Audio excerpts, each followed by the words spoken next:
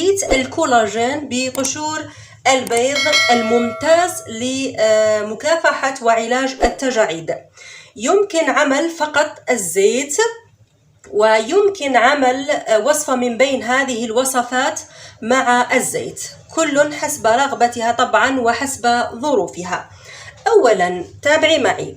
بالنسبة لتعقيم قشور البيض، أولا نأخذ قشور البيض سواء كانت المغلية مسبقا طبعا أو بدون غلي. نأخذ قشور البيض نضعها في ماء مغلي ونترك القشور لتغلي على النار لمدة 30 دقيقة نصف ساعة مع إضافة قطرات من الخل.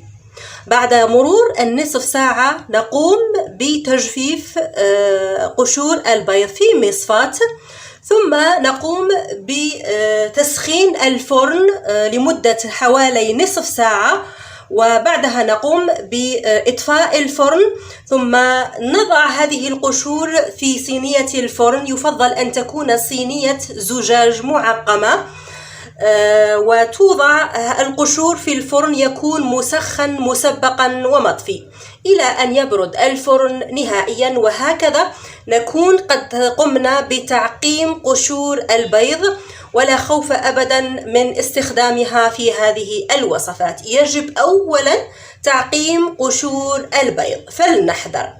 بعد تعقيم قشور البيض طبعا وتجفيفها في الفرن، نقوم بطحنها في الهاون أو طاحنة المكسرات، وبعدها نقوم بغربلتها أو نخلها بودرة ناعمة بواسطة المنخل أو الشاش الطبي. يجب الحذر من هذه النقطة. ونتحصل على بودرة قشور البيض.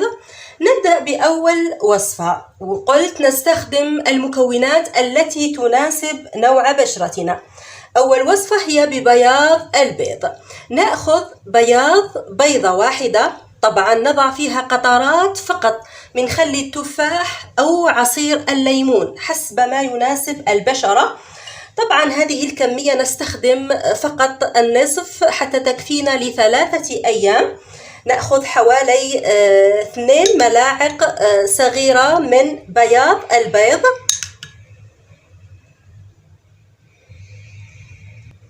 ثم نضيف عليها ملعقة صغيرة من بودرة قشور البيض،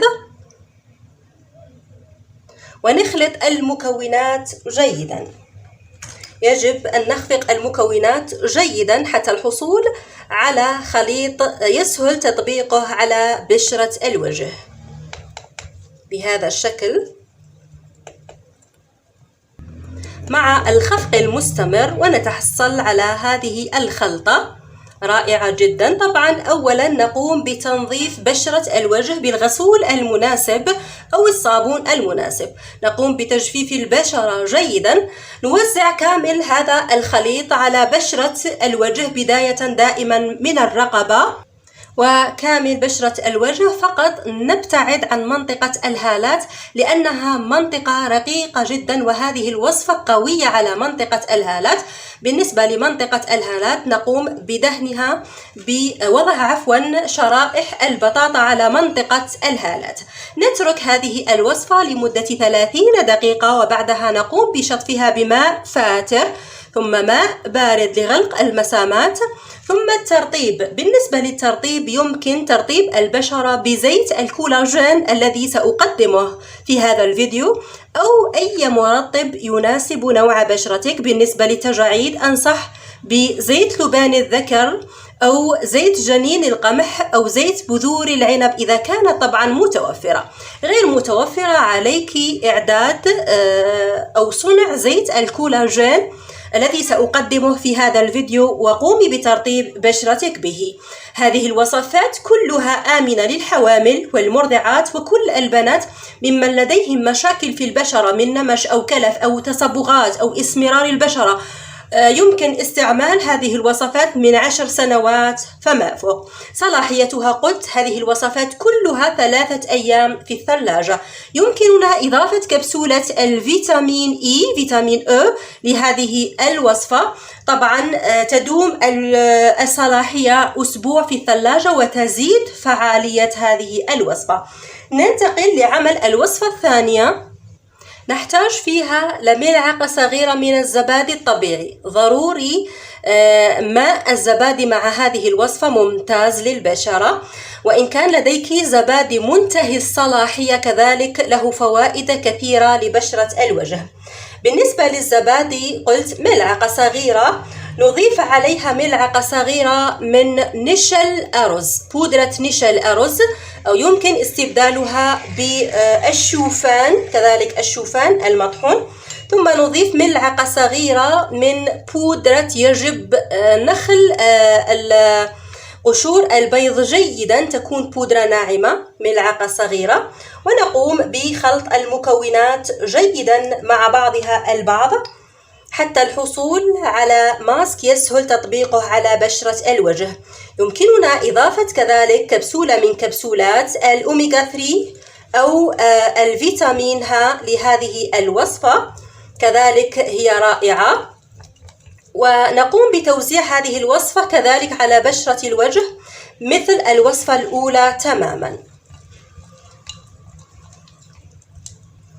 هذه هي الوصفة المتحصل عليها. ننتقل لعمل الوصفة الثالثة. إذا كانت مكونات هذه الوصفة غير متوفرة، نحتاج هنا لملعقة طعام كبيرة من عصير الخيار بقشوره. نضيف عليها ملعقة صغيرة من الحليب البودرة، يمكن استعمال بودرة حليب الأطفال، كذلك هي رائعة للبشرة. وملعقة صغيرة من مطحون قشور البيض.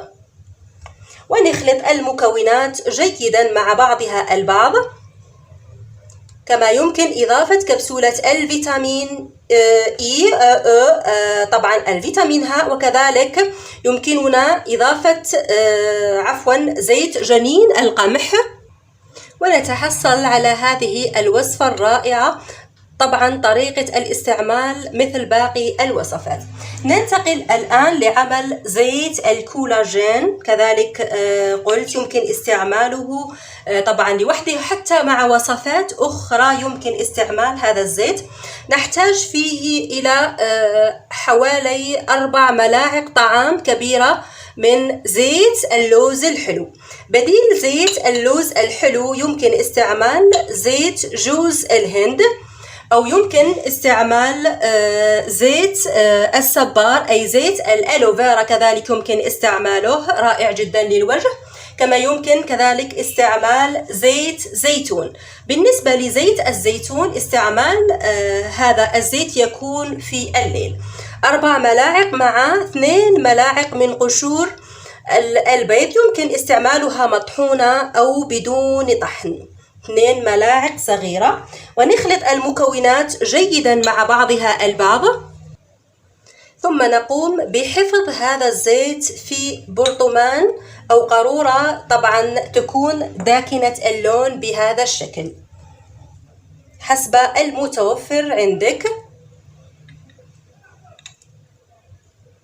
ونترك هذه الوصفة في مكان مظلم وجاف لمدة أسبوع كامل.